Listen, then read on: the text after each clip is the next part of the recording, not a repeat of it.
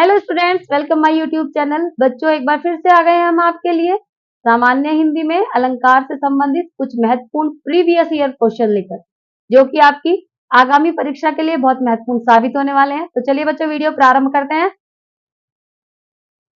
प्रश्न संख्या एक या अनेक वर्णों की पास पास तथा क्रम अनुसार आवृत्ति को कौन सा अलंकार माना जाता है? चार विकल्प है बेटा। ए अनुप्रास अलंकार, बी मानवीयकरण अलंकार, सी वक्रोक्ति अलंकार और डी श्लेष अलंकार। तो बेटा, एक या अनेक वर्णों की पास पास आवृत्ति को जो कि क्रम अनुसार हो उन्हें क्या माना जाता है? अनुप्रास अलंकार। जहां एक ही वर्ण की आवृत्ति बार बार होती है, जैसे हम लिखे चारुचंद्र की चंचल किरणें खेल रही हैं जल थल में।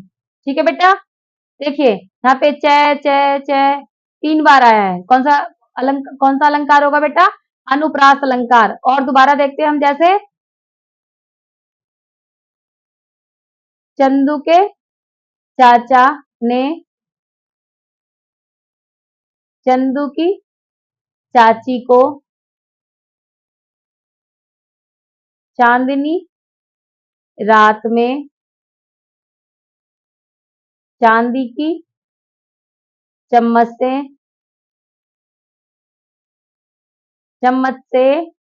चटनी चटाई चटाई। ठीक है बेटा, देखिए च च च च च च च च च कितनी बार आया है। और समझ समझ के, समझ को समझो, समझ ये एक समझ है, समझ समझ के जो ना समझे मेरी समझ में वो ना समझ है। ठीक है बेटा, कौन सा अलंकार? अनुप्रास अलंकार। यानी कि जहां एक या अनेक वर्णों की आवृत्ति पास पास बार बार हो और पास पास हो, क्रम अनुसार हो, वहां कौन सा अलंकार होता है बेटा? अनुप्रास अलंकार। आवर्ती का मतलब होता है बार बार आना किसी चीज का। ठीक है, ये एक बार आ गया, ये जो दोबारा आया तिबारा है, ये इसकी आवृत्ति है। एक बार आया एक बार आवर्ती, दो बार आया दो बार आवर्ती। यहाँ पे एक बार ये है, दोबारा में एक आवर्ती, दो आवर्ती, तीन आवर्ती, चार आवर्ती, पांच आवर्ती। ये जितनी भी बार आए, एक वर्ण एक से अधिक बार आने पर वह कौन सा अलंकार होता है बेटा? अनुप्रास अलंकार। मैंने आपको उदाहरण भी बताया, चारुचंद्र की चंचल किरणें खेल रही हैं जल थल में। चा चा चा कई बार आया है। चंदू के चाचा ने चंदू की चाची को चंदे की चांदनी में चांदी की चम्मच से चटनी चटाई। चा बहुत बार आया है। समझ समझ के, समझ को समझो, समझ ही एक समझ है।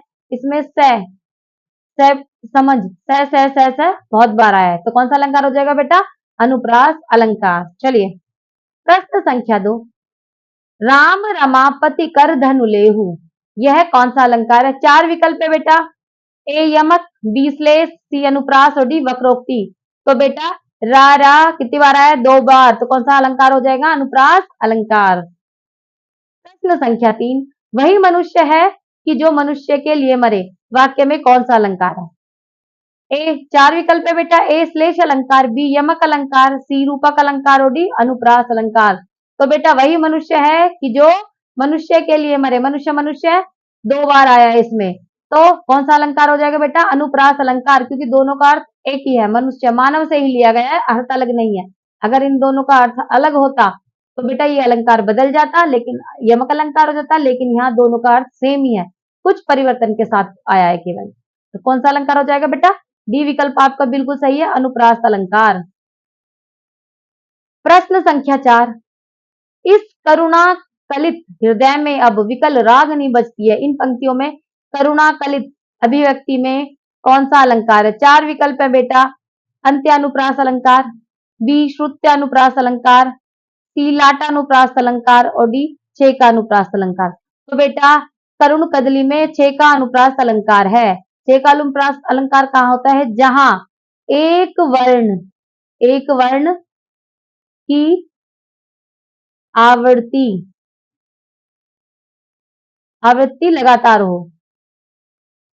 लगातार एक बार हो। मतलब देखिए, एक बार ही होगा और एक बार इसकी आवृत्ति होगी। जहां एक वर्ण दो बार लगातार आए, केवल दो बार, तो वहां कौन सा अनुप्रास होता है बेटा? छेका अनुप्रास। याद रहेगा, जहां पर छे का अनुप्रास अनुप्रास का ही एक भाग है। अनुप्रास अलंकार के 5 भेद होते हैं, कौन कौन से? एक होता है बेटा छे का अनुप्रास, एक इसमें दिया हुआ नहीं है, वृत्यानुप्रास, फिर होता है लाटानुप्रास, फिर श्रुत्यानुप्रास और उसके बाद अंत्यानुप्रास। तो ये अनुप्रास अलंकार के ही भेद होते हैं। तो जब एक वर्ण की आवृत्ति लगातार 2 बार होती है, मतलब एक बार आवृत्ति, एक बार वो आया, दूसरी बार में उसकी आवृत्ति हो गई लगातार, जैसे का, पहले शब्द में का पहले आया तो दूसरे शब्द में भी का पहले आया, तो जहां 2 बार लगातार हो वहां कौन सा अलंकार होगा? केवल 2 बार, वहां होगा छे का अनुप्रास अलंकार।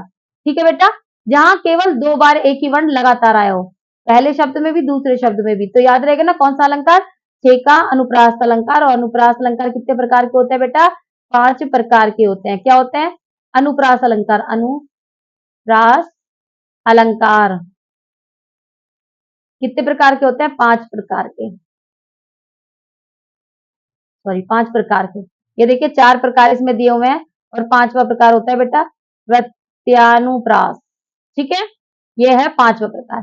चलिए प्रश्न संख्या 5, जिस पंक्ति या जिन पंक्तियों में एक या अनेक वर्णों की आवृत्ति एक ही क्रम में एक बार आवृत्ति हो, एक ही क्रम में एक बार आवृत्ति हो, कौन सा अलंकार होता है? देखिए बेटा, यदि आप क्वेश्चन बहुत ध्यान से पढ़ेंगे आंसर आपको उसी में ही मिल जाता है। देखिए, जिन पंक्ति या जिस पंक्ति या जिन पंक्तियों में एक या अनेक वर्णों की आवृत्ति एक ही क्रम में एक बार होती है, समझ गए?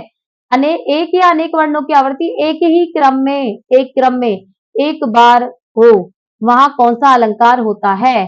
तो बेटा 4 विकल्प है, लाटानुप्रास अलंकार, व्यक्त्यानुप्रास अलंकार, छेकानुप्रास अलंकार, श्रुत्वानुप्रास अलंकार। तो बेटा वहां पे छेकानुप्रास अलंकार होता है, ऐसी विकल्प आपका बिल्कुल सही है। ठीक है, चलिए प्रश्न संख्या 6, पूत सपूत तो क्यों धन संचय, पूत कपूत तो क्यों धन संचय, इस पंक्ति में कौन सा अलंकार है? 4 विकल्प है बेटा, एक अंत्यानुप्रास अलंकार, बी श्रुत्यानुप्रास अलंकार, सी वृत्यानुप्रास अलंकार और डी लाटानुप्रास अलंकार। तो बेटा जहां पर वही शब्द दोबारा आए, वही पद दोबारा आए, कुछ परिवर्तन के साथ वही पद आए और उनका अर्थ बदल जाए, वहां कौन सा अलंकार होता है? वहां होता है बेटा लाटा अनुप्रास अलंकार। कौन सा अलंकार बेटा? लाटा अनुप्रास अलंकार। चलिए बेटा नेक्स्ट प्रश्न देखते हैं। प्रश्न संख्या 7, जिस पंक्ति या जिन पंक्तियों में समानार्थक शब्दों या वाक्यों की आवृत्ति हो परंतु अर्थ में अंतर हो, तो वहां कौन सा अलंकार होता है? देखिए बेटा फिर से वही आया, जिस पंक्ति या जिन पंक्तियों में समानार्थक शब्दों या वाक्यों की आवृत्ति हो, मतलब शब्द एक जैसे हो, वापस से रिपीट कर दिया गया हो, वहां उनकी आवृत्ति हो परंतु अर्थ में थोड़ा सा अंतर हो, तो वहां कौन सा अलंकार होता है? 4 विकल्प है, छेकानुप्रास, श्रुत्वानुप्रास, लाटानुप्रास और वृत्यानुप्रास। तो बेटा वहां होता है लाटानुप्रास, जैसे मैंने आपको अभी बताया था, पूत कपूत, पूत कपूत तो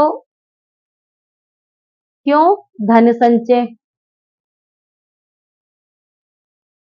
और पूत सपूत तो क्यों धन संचय। देखिए बेटा, यदि आपका पुत्र लायक है तो धन संचने की कोई जरूर, यदि आपका पुत्र कपूत मतलब नालायक है, नालायक है तो धन जमा करने की कोई आवश्यकता नहीं है, वो एक दिन उड़ा ही देगा। और पूत सपूत, यदि आपका पुत्र सपूत है मतलब लायक है, तो भी धन जमा करने की कोई आवश्यकता नहीं है, वो अपने लिए खुद से कमा लेगा। ठीक है बेटा, लेकिन देखिए पूत कपूत तो क्यों धन संचय और पूत सपूत केवल एक ही शब्द में परिवर्तन हुआ है, केवल ऊपर वाले में। देखिए पूत पूत यहाँ भी है, क्या और श में परिवर्तन हुआ है, तो इसके अर्थ में परिवर्तन हो गया, पद सारे वही है। ठीक है बेटा, और ऐसी स्थिति में कौन सा अलंकार होता है? लाटा अनुप्रास अलंकार। प्रश्न फिर से पढ़ लीजिए, जिस पंक्ति या जिन पंक्तियों में समानार्थक शब्दों, देखिए बेटा सारे शब्द समानार्थक है, पूत, यहाँ पे भी पूत है, यहाँ केवल कै का और सै का अंतर है, यहाँ पे क्यों धन संचय, क्यों धन संचय। ठीक है, केवल थोड़ा सा अंतर है परंतु अर्थ में अंतर हो, तो वहां कौन सा अलंकार होता है? लाटा अनुप्रास अलंकार। ठीक है, चलिए प्रश्न संख्या 8,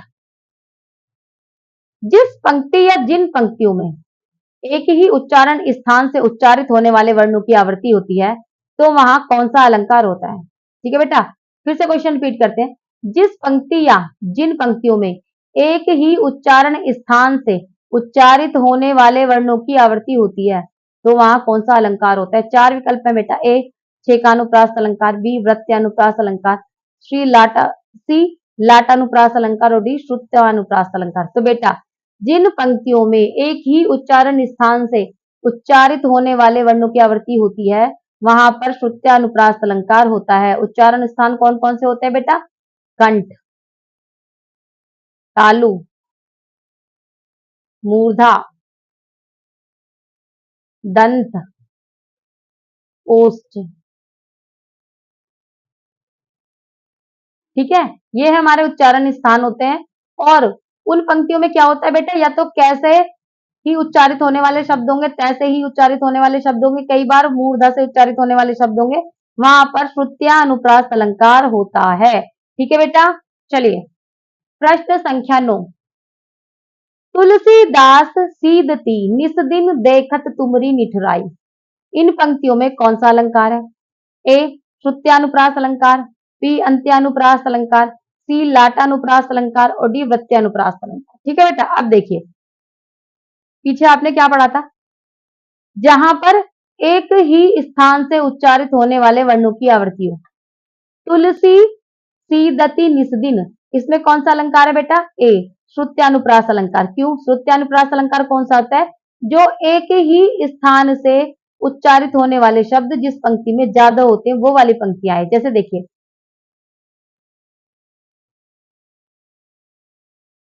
त, थ, द, ध और न। त, थ, द, ध, न। अब देखिए बेटा त ये किससे बोले जाते हैं? दंत से।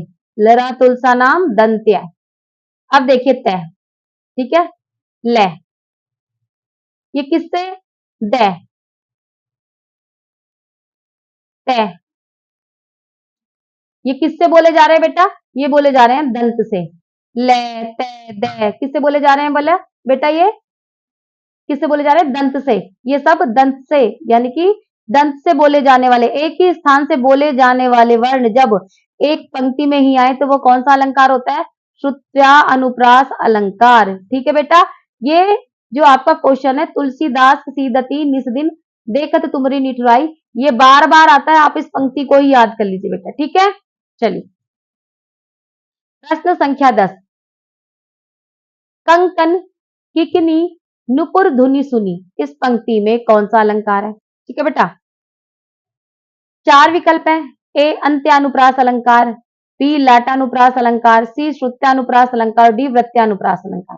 तो देखिए बेटा कंकन किकनी नुपुर धुनि सुनी, कहां देखेंगे? धुनि सुनी, जहां पर बाद के अंतिम वर्णों की आवृत्ति एक जैसी हो, अंतिम वर्ण एक जैसी हो, यानी कि एक ही वर्ण की आवृत्ति हो, तो वहां कौन सा अलंकार होता है? अंत्यानुप्रास अलंकार। जहां अंत में आवृत्ति हो रही हो, ठीक है, अनु का मतलब अनुकरण हो रहा हो, जहां अंत में आवृत्ति हो रही है वहां कौन सा अलंकार होगा?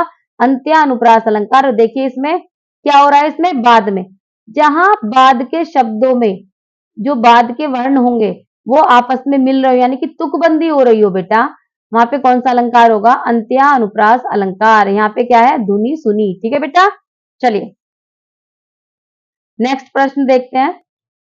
प्रश्न संख्या 11। जिस पंक्ति या जिन पंक्तियों के अंत में एक ही वर्ण और एक ही स्वर की आवृत्ति होती है तो वहां कौन सा अलंकार होता है? ठीक है, क्या करें? जिस पंक्ति या जिन पंक्तियों के अंत में एक ही वर्ण और एक ही स्वर की आवृत्ति होती है वह कौन सा अलंकार होता है? 4 विकल्प है। ए वृत्यानुप्रास अलंकार, बी छेकानुप्रास अलंकार, डी श्रुत्वानुप्रास अलंकार, डी अंत्यानुप्रास अलंकार। तो क्या करा है बेटा? एक ही पंक्ति या जिन पंक्तियों के अंत में एक ही वर्ण की आवृत्ति हो या एक ही स्वर की आवृत्ति हो तो वहां अंत्यानुप्रास अलंकार। कौन सा? अंत्यानुप्रास अलंकार। डी विकल्प आपका बिल्कुल सही है। प्रश्न संख्या 12। चिर जीवो जोरी जुरे क्यों ना स्नेह गंभीर, को घटिए विषभानुजा वे हलदर के वीर, में कौन सा अलंकार है? 4 विकल्प है बेटा। ए रूपक, बी उत्प्रेक्षा, सी यमक और डी श्लेष। तो बेटा इसमें कौन सा अलंकार है? श्लेष अलंकार। श्लेष अलंकार कौन सा होता है? जिस अलंकार में एक ही शब्द से कई अर्थ चिपके हो। श्लेष का मतलब अर्थ होता है बेटा चिपकना, जहां एक ही शब्द में कई अर्थ चिपके हो, कई अर्थ हो, वहां पे श्लेष अलंकार होता है। यहाँ पे देखिए वृषभ भानुजा, वृषभ मतलब बैल और अनुजा मतलब बैल की बहन। एक तो वृषभ भानुजा का मतलब क्या हो गया, बैल की बहन। दूसरा वृषभ की पुत्री, वृषभ यानी कि राधा जी, राधा जी के पति का सॉरी राधा जी के पिता का क्या नाम था बेटा, वृषभ, वृषभ की पुत्री राधा जी के बारे में बात करी गई है। दूसरा हलधर, हल को धारण करने वाले, हल को धारण करने, हल को धारण करके बैल गा किसमें, खेत में बीज बोता है। एक तो वहां पे वो हो गया। दूसरा हलधर कौन, दाऊ, बलदाऊ, श्री कृष्ण के बड़े भैया बलदाऊ। तो यहाँ एक शब्द से दो अर्थ है, यहाँ पे भी एक शब्द में दो अर्थ है। और जहां एक शब्द के दो या दो से अधिक, एक या एक से अधिक या फिर दो या दो से अधिक अर्थ पाए जाए तो वहां पे कौन सा अलंकार होता है, श्लेष अलंकार, क्योंकि श्लेष का अर्थ होता है चिपकना। और जहां एक शब्द से कई अर्थ चिपके हो वहां पर श्लेष अलंकार होता है। डी विकल्प आपका बिल्कुल सही है। प्रश्न संख्या 13, जिस पंक्ति या जिन पंक्तियों में एक ही शब्द के अनेक अर्थ निकलते हैं तो वहां कौन सा अलंकार होता है। चार विकल्प है बेटा, ए वक्रोक्ति अलंकार, बी अनुप्रास अलंकार, सी यमक अलंकार और डी श्लेष अलंकार। तो मैंने पीछे भी बताया बेटा, जिन पंक्ति या जिन पंक्तियों के एक ही शब्द में अनेक अर्थ निकलते हैं वहां कौन सा अलंकार होता है, श्लेष अलंकार। श्लेष का अर्थ क्या होता है बेटा, चिपका। ठीक है बेटा, चलिए प्रश्न संख्या 14, जहां एक शब्द के साथ अनेक अर्थ चिपके रहते हैं वहां कौन सा अलंकार होता है। चार अलंकार है बेटा, अनुप्रास, बी श्लेष, डी वक्रोक्ति सॉरी सी वक्रोक्ति और डी यमक। फिर से पढ़े क्वेश्चन, जहां एक शब्द के साथ अनेक अर्थ चिपके हुए होते हैं वहां कौन सा अलंकार होता है। पता ही चल गया होगा बेटा, ए अनुप्रास नहीं, सी वक्रोक्ति नहीं, डी यमक नहीं, कौन सा, श्लेष अलंकार। जहां एक ही शब्द के साथ अनेक अर्थ चिपके हो वहां कौन सा अलंकार, श्लेष अलंकार। ये चिपके शब्द याद रखना बेटा। प्रश्न संख्या 15, श्लेष अलंकार कौन सा अलंकार है। चार विकल्प है बेटा, ए अर्थालंकार, बी शब्दालंकार, डी उभयालंकार सी उभयालंकार और डी इनमें से कोई नहीं। तो बेटा आपका श्लेष अलंकार कौन सा अलंकार है, शब्दालंकार। शब्दालंकार कौन से होते हैं, जहां शब्द का चमत्कार पाया जाता है वहां शब्दालंकार होता है। प्रश्न संख्या 16, रहीमन पानी राखिए बिन पानी सब सून, पानी गए न उबरे मोती मानुष चून। इन पंक्तियों में पानी अभिव्यक्ति में कौन सा अलंकार है। चार विकल्प है बेटा, ए उपमा अलंकार, बी वक्रोक्ति अलंकार, सी अनुप्रास अलंकार और डी श्लेष अलंकार। तो हमने आपको बताया था बेटा, जहां एक शब्द के कई अर्थ हो वहां कौन सा अलंकार होता है, श्लेष अलंकार। डी विकल्प बिल्कुल सही है। अब कहेंगे मैडम इसमें देखिए बेटा, पानी, पानी गए न उबरे मोती, पानी का अर्थ मोती के लिए लिया गया है, चमक से। पानी को मोती किस में होता है, सीप में। सीप किस में होता है, पानी में। यानी कि पानी नहीं तो सीप नहीं, सीप नहीं तो मोती नहीं, मोती नहीं तो मोती की चमक नहीं। मानुष मतलब मनुष्य है, पानी से या मनुष्य से मतलब लज्जा से लिया गया है। कहते हैं ना, जिसकी उतर गई लोई मतलब लाज उतर गई उसको कोई कुछ नहीं कर सकता। तो पानी का मनुष्य से क्या लिया गया, लाज से अर्थ। चून आटा, बिना पानी के अब आटा गूंथ नहीं सकते, रोटियां भी नहीं बनेंगी। ठीक है, तो यहाँ पानी से तीन अर्थ जुड़े हुए हैं, सबके लिए अलग अलग अर्थ लिया गया है। तो कौन सा अलंकार है बेटा, श्लेष अलंकार। और श्लेष अलंकार कौन सा अलंकार है, शब्दालंकार। शब्द अलंकार, शब्द अलंकार कौन सा आता है, जहां शब्द का चमत्कार पाया जाता है। प्रश्न संख्या 17, माया महाठगनी हम जानी, त्रिगुण फांस लिए कर डोले, बोले मधुरी वाणी में कौन सा अलंकार है। चार विकल्प है बेटा, ए यमक अलंकार, बी उत्प्रेक्षा, सी श्लेष और डी रूपक। चलिए देखते बेटा, अब इसमें कौन सा अलंकार है, माया महाठगनी हम जानी। माया बहुत, कबीरदास जी का दोहा, माया बहुत ठगनी होती है, हम उसे अच्छे से जानते हैं। त्रिगुण, अब देखिए बेटा यहाँ त्रिगुण के तीन क्या निकलते हैं, तीन अर्थ निकलते हैं। त्रिगुण का मतलब तीन गुणों वाला। तीन कौन कौन से होते हैं, एक तो होता है बेटा सत, दूसरा होता है रज और तीसरा होता है तम। ठीक है, सत मतलब साधारण लोग, जो साधु लोग। सत का मतलब होता है सत्व रज, किन लोगों में होता है सत, जो साधु लोग होते हैं। रज जो सज्जन साधारण हमारी तरह लोग होते हैं। और तम जो राक्षस प्रवृत्ति के लोग होते हैं। तो इन्होंने त्रिगुण का मतलब तीन अर्थ में लिया है कि माया महाठगनी, हम इसे अच्छे से जानते हैं, वो तीन गुणों वाला फंदा अपने साथ लेकर लोगों के पास घूमती रहती है और उन्हें अपनी मीठी वाणी से अपने पास फंसा लेती है। और जहां एक शब्द के कई अर्थ निकलते हैं वहां कौन सा अलंकार? श्लेष अलंकार। सी विकल्प आपका बिल्कुल सही है। ये बेटा आप ऐसे कैसे याद कर लेंगे, इसमें से उठा के, प्रीवियस ईयर क्वेश्चन है, एज इट इज क्वेश्चन आ जाता है आपके एग्जाम में। प्रश्न संख्या 18, सारंग ले सारंग चली कई सारंग की ओट, सारंग झीनो पाई के सारंग कई गई चोट में कौन सा अलंकार है? तो देखिए बेटा, यहाँ पे एक शब्द 3 बार दिया हुआ है और अब इसके अलग अलग अर्थ है। ठीक है, सारंग से एक अर्थ हम स्त्री ले लेते हैं, दूसरे सारंग से अर्थ हम क्या लेते हैं?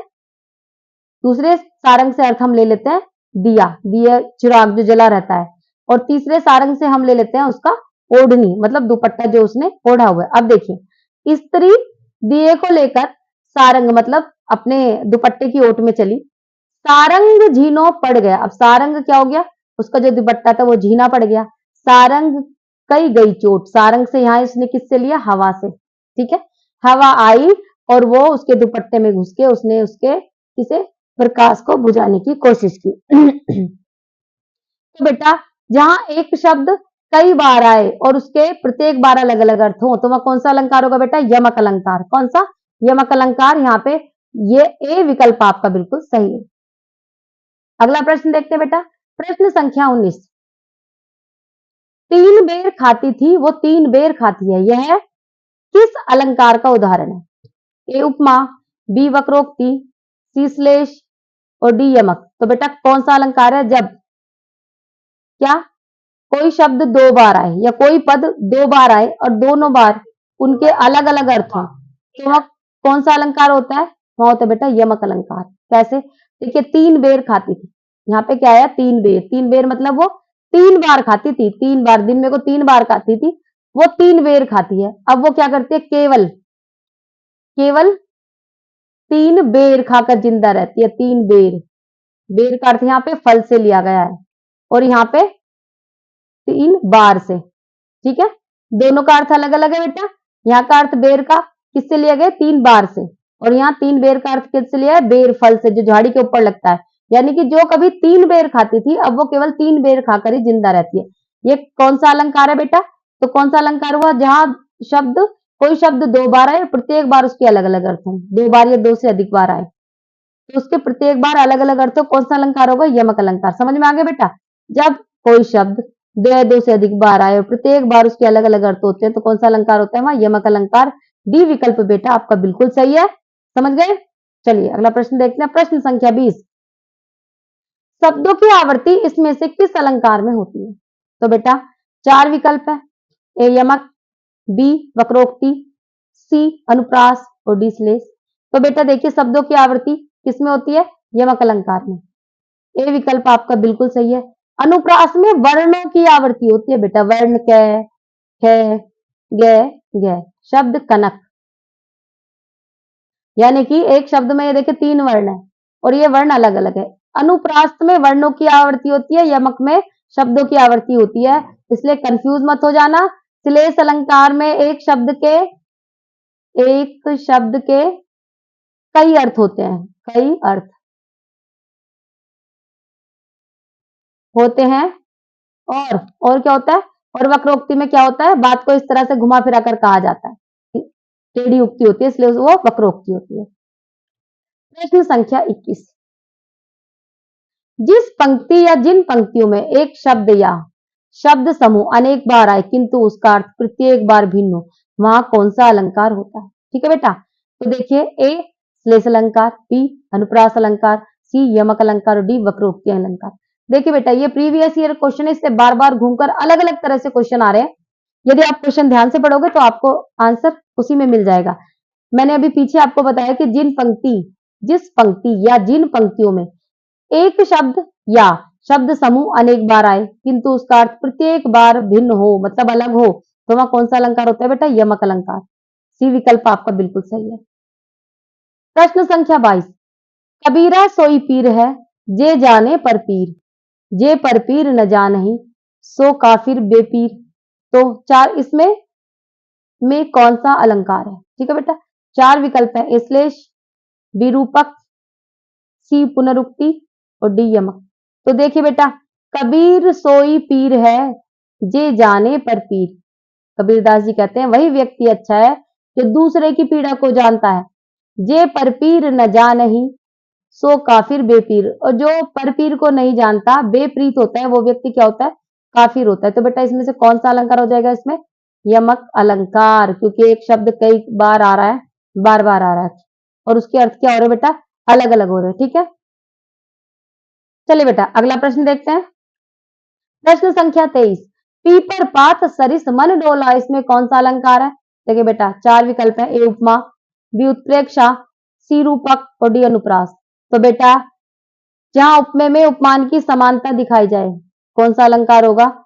उपमा अलंकार, जहां एक वस्तु की दूसरी वस्तु से तुलना करी जा रही है। पीपर पात सरिस मन डोला, पीपल के पत्ते की समान उसका डर, डर के कारण उसका मन थरथर कांपने लगा। जैसे पीपल का पत्ता हवा में कांपता है, वैसी उसका मन भी डर के कारण पीपल के पत्ते की तरह कांपने लगा। अगला प्रश्न, प्रश्न संख्या 24, उपमा अलंकार के सर्वाधिक प्रयोग के लिए इसमें से कौन से कवि अधिक प्रसिद्ध है? 4 विकल्प है बेटा। ए माघ, बी कालिदास, सी वाल्मीकि और डी भास। तो देखिए बेटा एक उक्ति बड़ी प्रसिद्ध है, कौन सी? उपमा कालिदास की। दासत से है लेकिन आपको याद हो जाए इसलिए मैं दास की लिख रही हूं। उपमा कालिदास की, यानी कि कालिदास की उपमा अलंकार बड़ा ही प्रसिद्ध है। उन्होंने प्रकृति के इतने मानकों को, इतने मानक तो आपने सोचे भी नहीं होंगे जितने चीजों की उन्होंने उपमा दे दी है। ठीक है, तो उपमा किसकी प्रसिद्ध है बेटा? कालिदास की। इस प्रश्न को ऐसे कैसे याद कर लेना, ये प्रश्न एग्जाम में आपको दिखाई देगा। प्रश्न संख्या 25, मोम सा तन घुल चुका, अब दीप सामन जल चुका है, इस पंक्ति में कौन सा अलंकार है? तो बेटा इस पंक्ति में 4 विकल्प दिए हुए हैं। ए पूर्णोपमा, बी रासनोपमा, सी लुप्तोपमा, डी मालोपमा। तो बेटा देखिए इसमें पूर्णोपमा अलंकार है। पूर्णोपमा अलंकार, उपमा अलंकार के 4 धर्म होते हैं। कौन कौन से होते हैं बेटा? एक होता है उपमेय, एक होता है उपमान, एक होता है साधारण धर्म और एक होता है वाचक। उपमेय जिसकी तुलना करी जा रही है, उपमान जिससे तुलना करी जा रही है, साधारण धर्म जो दोनों में बराबर होता है, वाचक शब्द जो इन्हें मिलाता है। ठीक है बेटा, उसे हम कहते हैं वाचक शब्द। जैसे इसमें मोम सा तन, तन क्या है? उपमेय, उपमान मोम, साधारण धर्म क्या है? घुलना, सॉरी घुला, यानी कि मोम भी घुल जाता है और अब उसका तन भी मोम की तरह घुल रहा है। और वाचक क्या है? सा। ये इन सबको आपस में जोड़ रहा है। तो इसमें चारों धर्म है, कौन सा अलंकार हो जाएगा? पूर्ण उपमा। जिसमें चारों धर्म, उपमा के चारों धर्म मौजूद होते हैं, वो कौन सा अलंकार होता है? पूर्ण उपमा। उपमा अलंकार के 4 धर्म। ठीक है बेटा, या आप अंग भी कह सकते हैं, अंग। चलिए बेटा इस तरह से हमने आपको अलंकार के 25 प्रश्न करा दिए और 25 हम अगली वीडियो में लेके आएंगे। अगर आपको हमारी वीडियो पसंद आई तो बेटा इसे ज्यादा से ज्यादा लाइक करें, शेयर करें और कमेंट जरूर करें। आपको किसी और चीज से संबंधित वीडियो बनानी है उसके लिए भी आप हमें कमेंट करें, हम कोशिश करेंगे आप जो भी कमेंट करेंगे उनसे संबंधित वीडियो हम आपको डिटेलिंग में और भी समझा सकें। हमने कोशिश किया आपको पूरे अलंकार डिटेलिंग में समझा दें। तो यदि आपको हमारी वीडियो पसंद आई बेटा इसे लाइक कीजिए और शेयर कीजिए और हमारे चैनल को सब्सक्राइब कीजिए। मिलते हैं अगली वीडियो में। नमस्कार।